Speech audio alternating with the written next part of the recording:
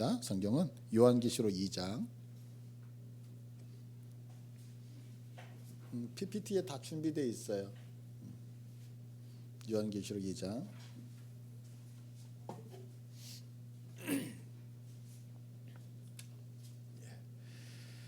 제 읽습니다. 서머나 교회의 사자에게 편지하라. 처음이며 마지막이요 죽었다가 살아나신 이가 이르시되 내가 내 환난과 궁핍을 알거니와 실상은 내가 부요한 자니라. 자칭 유대인이라 하는 자들의 비방도 알거니와 실상은 유대인이 아니요 사탄의 회당이라. 너는 장차 받을 고난을 두려워하지 말라. 볼지어다 마귀가 장차 너희 가운데에서 몇 사람을 옥에 던져 시험을 받게 하리니 너희가 10일 동안 환난을 받으리라.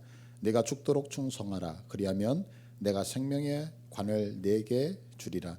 귀 있는 자는 성령이 너희에게 하시는 말씀을 들을지어다. 이기는 자는 둘째 사망의 해를 받지 아니하리라. 아멘.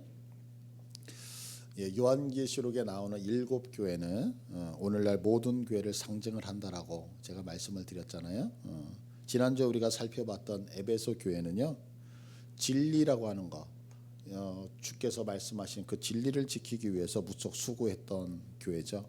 그래서 이러한 부분에 대해서 주님은 네가 참 진리 지키기 위해서 수고 많이 했다라고 하면서 거짓 사도를 가려내고 또한 이단을 가려내는 것들에 대해서 칭찬을 하셨어요. 그런데 그 진리를 너무너무 강조하다 보니까 어떻게 본의 아니게 자꾸 정죄하게 되어졌잖아요. 그래서 칭찬을 받음에도 불구하고 또한 그런 정죄했던 부분에 대해서 책망을 받으면서 주변 사람들에 대한 사랑을 잃어버리게 된 그 교회를 향하여서 너 그 첫사랑, 나를 처음 믿었을 때 이웃을 아끼고 그들을 품었던 그 첫사랑을 회복하라라고 하는 책망까지도 같이 들었죠. 그래서 에베소 교회는 어떻게 보면 한마디로 얘기하면 진리를 지켜내기 위해서 무척 애를 썼던, 진리를 지키기 위해서 수고했던 교회가 에베소 교회예요. 그런데 오늘 본문에 등장하고 있는 이 서머나 교회의 특징은 뭐냐면 책망이 없어요.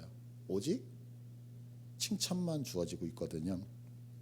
그러면 오늘 우리가 이 서머나 교회를 통해서 한 가지 배우고 싶은 건 뭐냐면 칭찬받았던 그들의 신앙이 오늘 우리의 신앙이 되어졌으면 하는 마음이 있어요.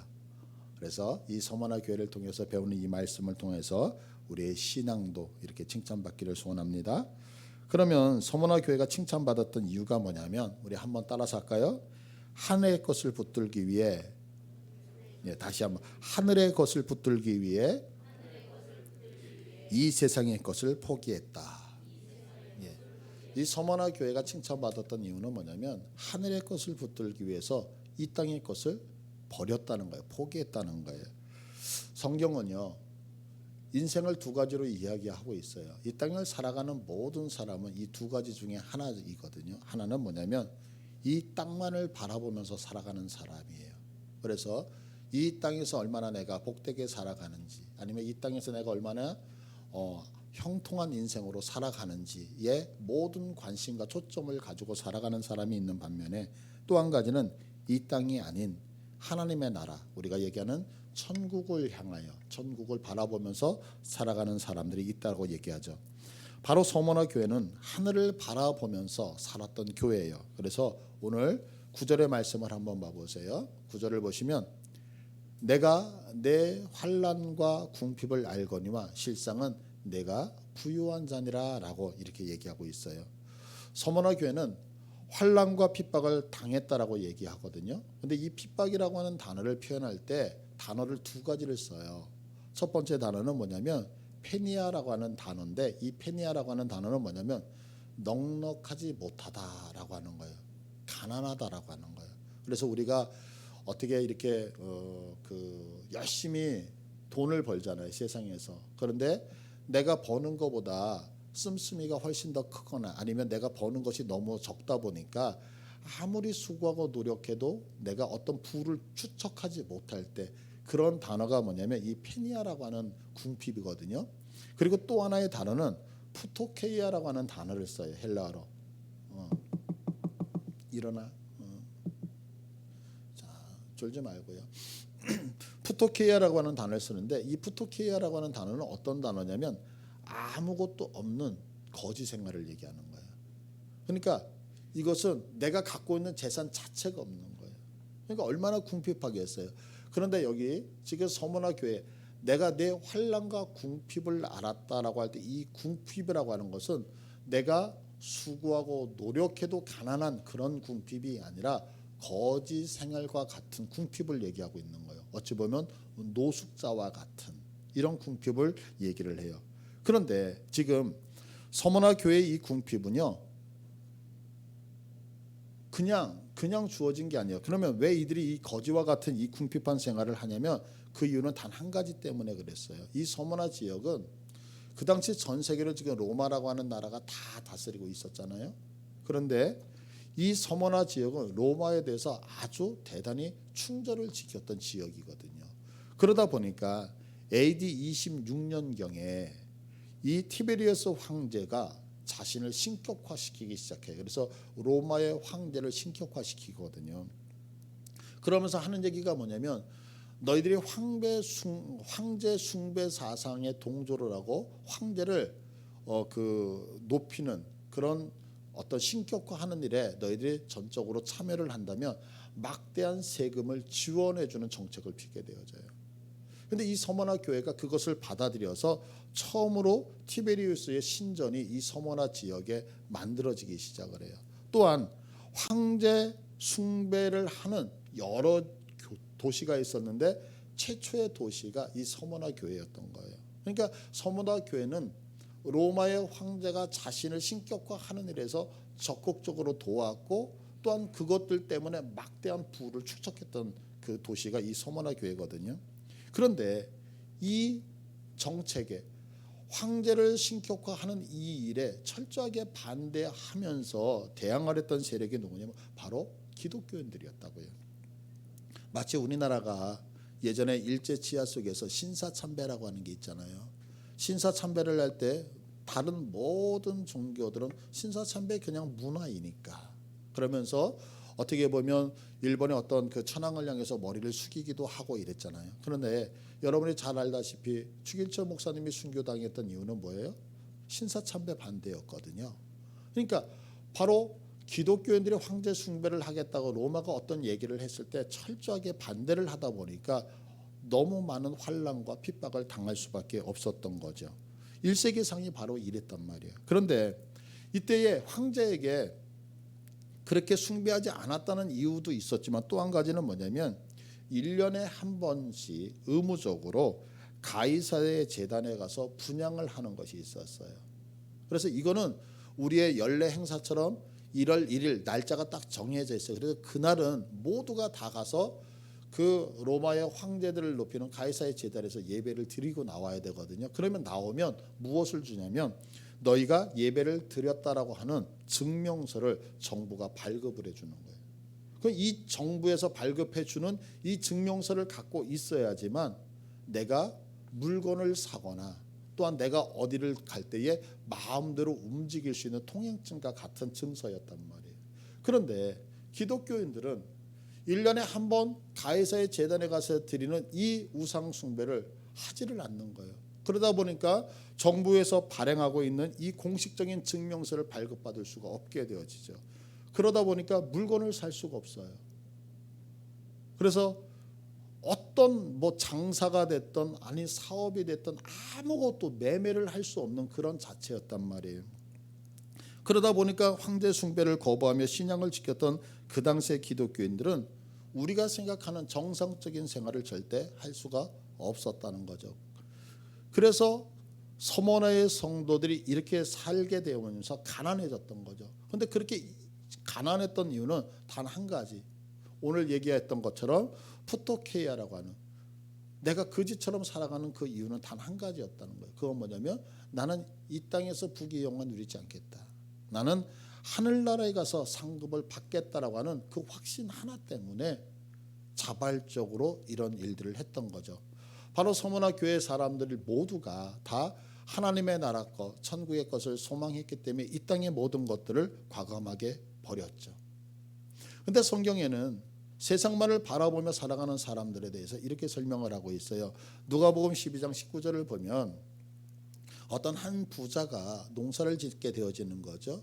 그런데 너무 소출이 많아요. 그 많은 소출을 보면서 하는 얘기가 19절에 내가 내 영혼에게 이르되 영혼아 여러 해 쓸 물건을 많이 쌓아두었으니 평안히 쉬고 먹고 마시고 즐거워하자. 하나님은 이르시되 어리석은 자여 오늘 밤에 내 영혼을 도로 찾으리니 그러면 내 준비한 것이 누구의 것이 되겠느냐. 자기를 위하여 재물을 쌓아두고 하나님께 대하여 부유하지 못한 자가 이와 같다. 자, 어떤 사람은 농사를 짓고 자기가 사업을 해서 수많은 돈을 버니까 어떻게 얘기해요? 내 영혼을 향하여 얘기하는 게 뭐냐면 이거 큰 창고 지어서 우리 잘 먹고 잘 살자, 잘 쌓아놓고 살자라고 얘기를 하는데 이들에 대해서 하나님은 평가가 딱 두 가지로 얘기하고 있죠. 하나는 어리석은 자여라고 얘기해요. 어리석은 자여. 또 한 가지는 뭐냐면 이 사람은 하나님께 대하여 부유하지 못한 자라고 얘기하죠. 제가 이거 설교를 준비하면서 어제 중에 이런 기사가 있어서 소개해요. 26살의 미국 래퍼 릴 우지버트의 기사가 떴거든요. 이 우지버트가 2017년부터 수백만 달러를 들여서 보석 하나를 구입을 했다 그래요. 그리고 자신을 아름답게 보이기 위해서 이 분홍색 다이아몬드, 지금 원안에 있는 이 분홍색 다이아몬드를 이마에 박았다 그래요. 그런데 이 보석의 가치가 우리나라 돈으로 267억 원이에요. 이 보석, 이 다이아몬드 하나가 267억 원인데 그러면서 이 친구가 자신의 SNS에 올리면서 자기 수술을 해서 이마를 깎아서 이 보석을 이마에 박은 거거든요. 그러면서 SNS에다가 뭐라고 글을 썼느냐면 아름다움은 고통이다 라고 하면서 이 보석을 박은 거예요. 뭐 자신이 번 돈을 가지고서 자기 자신을 위해서 사용한다고 말한다면 뭐 그거에 대해서 뭐라고 얘기해요. 그러나 혹시 여러분들 중에 지금 이 청년의 모습 26살짜리 267억 원짜리 다이아몬드를 자신의 이마에 박은 이 모습을 보면서 혹시 부러워하는 분들 계시나요? 성경은 이 땅에 보물을 쌓아두고 살아가는 사람들을 향해서 말해요. 어리석은 자야. 성경은 이 땅에 이렇게 보물을 쌓아두고 살아가는 그 사람들을 향하여서 너는 하나님께 대하여 부유하지 못한 자다라고 얘기를 하고 있다고요. 그러나 오늘 본문 9절을 보면 서머나 교회를 향해서 이렇게 얘기하죠. 내가 내 환난 궁핍 알거니와 실상은 내가 부유한 자였다는 거예요. 분명 서머나 교회가 거지처럼 궁핍하게 사는 것을 주님도 잘 알고 있었어요. 얼마나 비참한 인생이었고 먹을 거 제대로 먹지 못하고 입을 거 제대로 입지 못하고 얼마나 가난하게 살았느냐 말이에요. 그런데 주님의 평가는 그런 그들을 향해서 너희는 부유하다라고 평가를 하고 계신다는 거예요. 그러면 그 이유가 도대체 무엇 때문이었을까요? 이 서머나 교회 궁핍인 푸토키아는 선택적 가난이었기 때문에 그런 거죠. 내가 주를 위해서 자진하여서 받은 가난이었단 말이에요. 어제 제가 유튜브를 통해서 설교를 준비하면서 많은 목사님들이 이제 설교를 주주 중에 이제 참조를 하는데 선한 목자 교회 우리 유기성 목사님 훌륭하시잖아요. 유기성 목사님의 설교를 잠깐 듣게 되어졌어요. 어떤 재정에 대한 세미나를 하시는 건데 그 재정에 대한 세미나를 잠깐 듣게 되어졌는데 그 말씀 안에 이런 말씀이 있는 것을 듣게 되었어요. 당신이 그 선한 목자 교회에 부임을 하신 후에 1년 동안 생활비가 없어서 주님 앞에 하나님 내가 좀 생활을 해야 되잖아요. 그러면서 3개월 동안 하나님 앞에 그 생활비 때문에 간절하게 기도를 하셨던 적이 있었다라고 잠깐 말씀을 하시더라고요. 저는 그 세미나를 들으면서 처음에 이해가 되지 않았어요. 아니 선한 목자 교회 작은 교회 아니거든요. 상당히 큰 교회거든요. 근데 그 큰 교회에서 목사님, 담임 목사님 사례비를 드리지 못해? 그래서 담임 목사님이 생활비가 없어서 하나님 내가 생활해야 되니까 그러면서 하나님 앞에 3개월간 기도했다는 거 처음엔 잘 이해가 되지 않더라고요. 그런데 듣다가 보니까 그것이 아니고 당신이 선한 목자 교회에 부임을 해서 가셨다는 거예요. 그런데 가서 딱 보니까 재정 상태를 보니까 교회가 건축으로 인해서 빚이 너무 많더라는 거예요. 그런데 당신이 생각했던 것보다도 그 빚이 너무너무 어마어마해서 이렇게 편한 마음으로 주무실 수가 없더라는 거예요.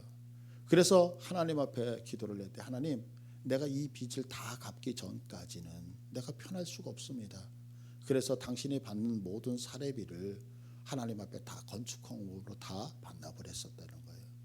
그렇게 하나님 앞에 드린 후에 그래도 목사님이 또 목사 이전에 가장이잖아요. 그러니까 가정을 책임져야 되니까 그렇게 받은 사람이는 다시 교회에 건축헌금으로 다 드리고 나서 하나님, 그래도 내가 가장인데 먹고는 살아야 되는데 성도들에게 얘기할 수는 없고 하나님, 내 삶을 까마귀를 통해서 해결해 달라고 3개월간 간절히 기도하셨다는 말씀을 그곳에서 간증을 하시더라고요.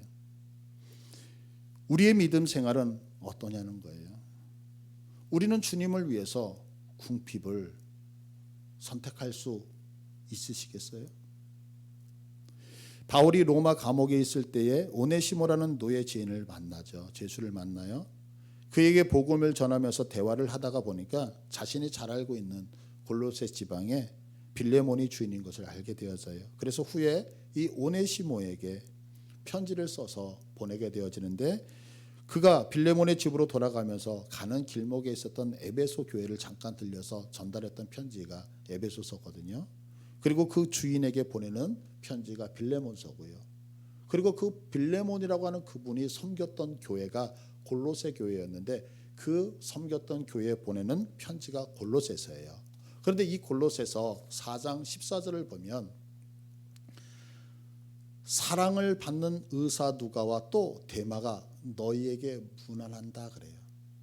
그러니까 지금 바울이 골로새서를 쓸 때는 1차 감옥에 갇혔을 때예요. 1차 감옥에 갇혔을 때 골로새 교회에 쓰는 편지에 보니까 뭐라 그래요? 데마가 너희에게 문안한다 그래요. 어느 정도 시간이 흘렀어요. 그리고 이제 바울이 2차 감옥이라고 하는 마모틴 감옥에 갇혀서 당신이 이제 곧 죽어가는 시점이 되어져요. 그래서 점점 자기를 핍박하는 네로에 의해서 내가 죽어갈 것을 기억을 하면서 마지막으로 쓰는 편지가 디모데 후서예요. 그런데 그 디모데 후서 4장 10절을 보니까 이렇게 되어져 있어요. 데마는 이 세상을 사랑하여 나를 버리고 데살로니가로 갔고. 데마는 사도 바울의 동역자였다고요. 그런데 결국 그는 이 세상을 사랑하여 나를 버리고 데살로니가로 갔고. 성경은 데마가 데살로니가로 간 이유에 대해서 분명히 말하지 않아요. 그러나 분명한 것은 이 성경을 보면 데마는 이 세상을 사랑했다라고 얘기를 하고 있어요. 오늘 본문식으로 얘기하면 데마는 예수 믿는 것 때문에 당하는 그 가난이 지긋지긋해서 세상으로 갔다는 거죠. 오늘 본문식으로 얘기하면 데마는 하늘의 것을 포기하고 세상의 것을 부여잡기 위해서 세상으로 갔다는 거죠.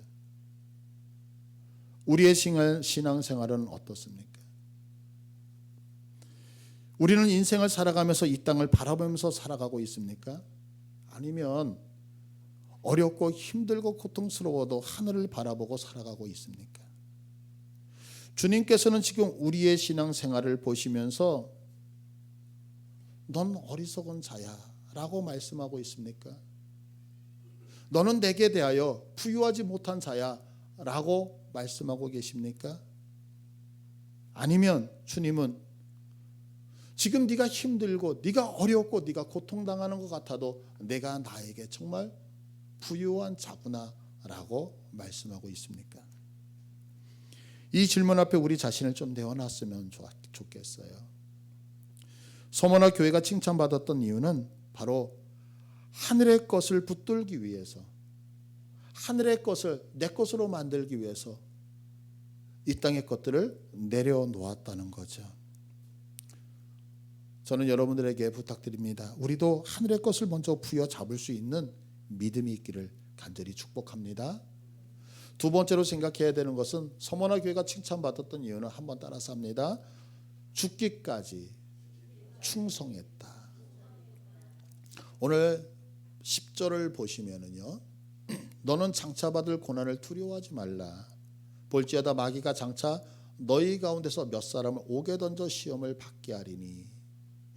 여기 우리나라 성경에는 몇 사람을 옥에 던져 시험을 받게 한다 이렇게 되어 있지만 원문 성경에는 너희를 옥에 던짐을 통하여 시험할 것이다 이렇게 되어져 있어요.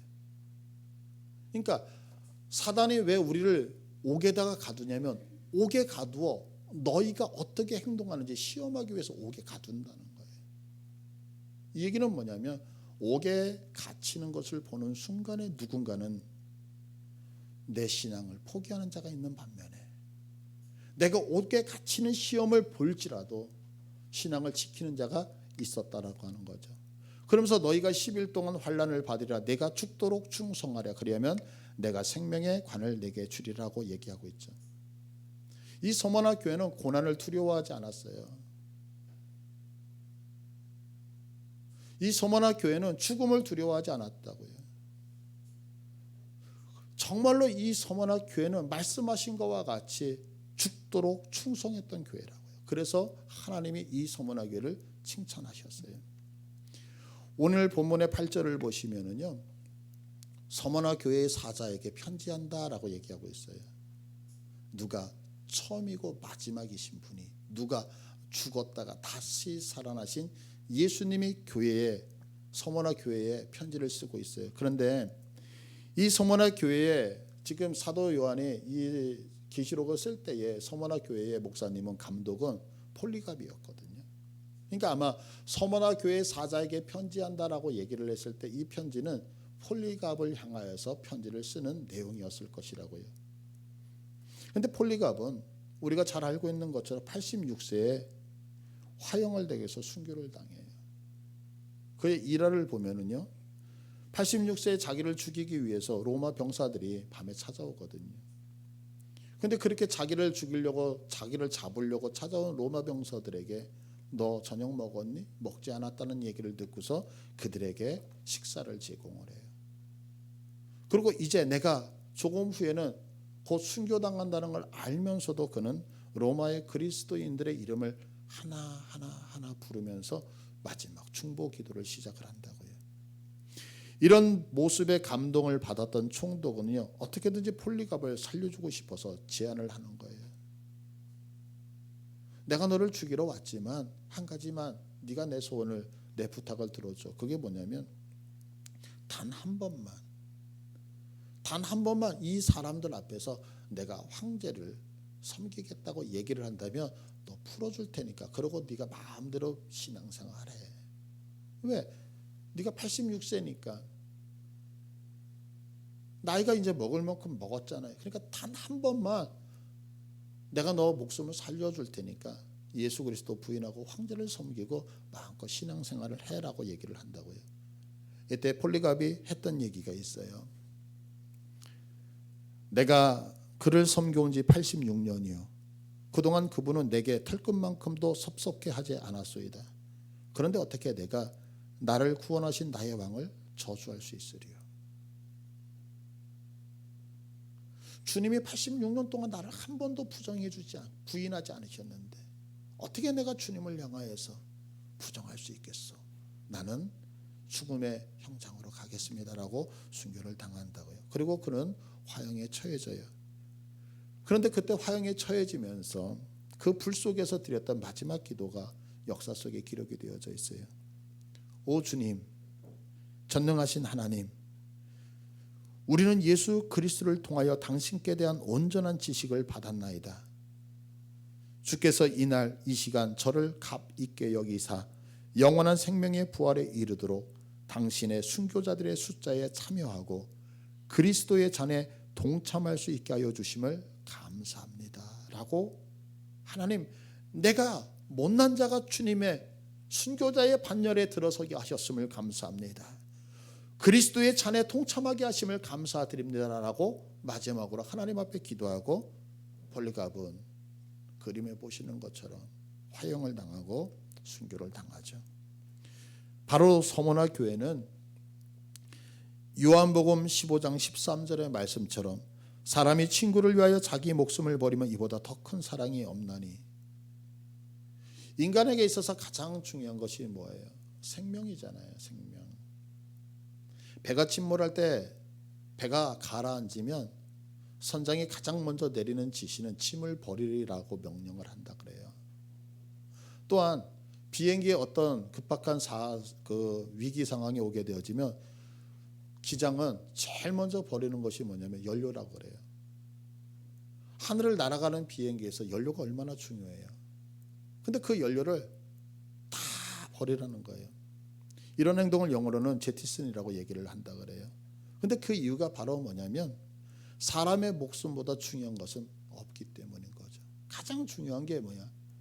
보물이 아무리 많아도 연료가 아무리 귀해도 가장 중요한 사람의 생명이기 때문이죠. 근데 지금 폴리갑은 주님을 위해서 자신의 하나밖에 없는 생명을 드리는 거죠. 바로 가장 큰 사랑을 주님께 올려드린 거죠. 이렇게 자신의 생명도 아끼지 않고 죽기까지 충성한 이 서머나 교회를 향해서 지금 주님은 말씀하고 있어요. 8절에 보니까 서머나 교회 사자에게 편지하라. 처음이며 마지막이며 죽었다가 살아나시니가. 왜요? 네가 나를 위해서 생명 바쳐서 죽을지라도 나는 처음이고 끝인 여호와 하나님, 나는 죽었다가 다시 생명을 살리는 하나님이시기 때문에 내가 너를 책임진다라고 하는 그분의 음성이 지금 이 교회를 향하여서 말씀하고 있는 것이 아니냐는 거예요. 그러면서 11절을 우리 다 같이 읽어볼까요? 시작. 귀 있는 자는 성령이 교회들에게 하시는 말씀을 들을지어다. 이기는 자는 둘째 사망의 해를 받지 아니라. 하나님을 위하여 내 생명을 바치고 주를 위해서 내가 모든 것을 버려서 없어지는 것 같은데 성경은 그렇게 얘기하는 것이야. 그렇게 사는 자는 둘째 사망 해를 받지 않는다라고 얘기해요. 영원한 불못에 들어가지 않는다고 얘기를 하는 거죠. 서머나 교회가 칭찬받았던 이유는 바로 하늘의 것을 붙들기 위해서 이 세상의 것을 포기했다는 거예요.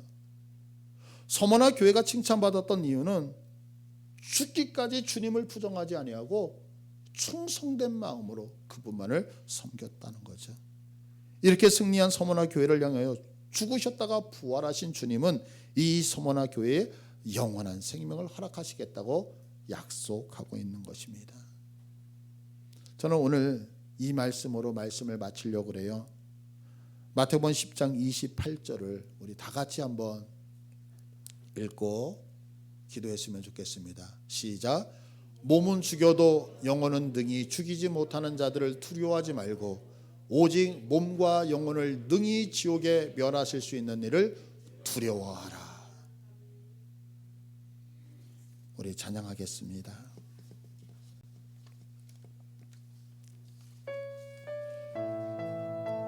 세상을 살다 보면 이 땅에서 부귀 영화를 누리고 싶을 때가 한두 번이 아닐 것입니다.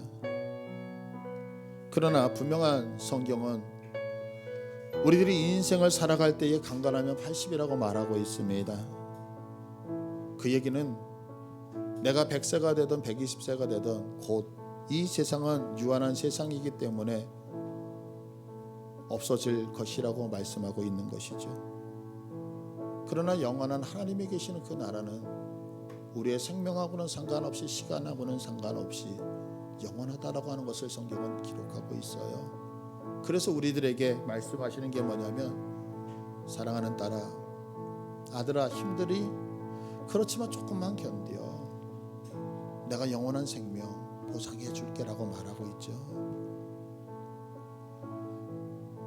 여러분, 어떤 사람이 지혜로운 사람일까요? 지금 코로나 바이러스 때문에 살아가는 것이 어렵고 힘들고 그럴지라도 오늘 이 말씀 앞에 위로 받으시면서 우리 포기하지 않았으면 좋겠어요.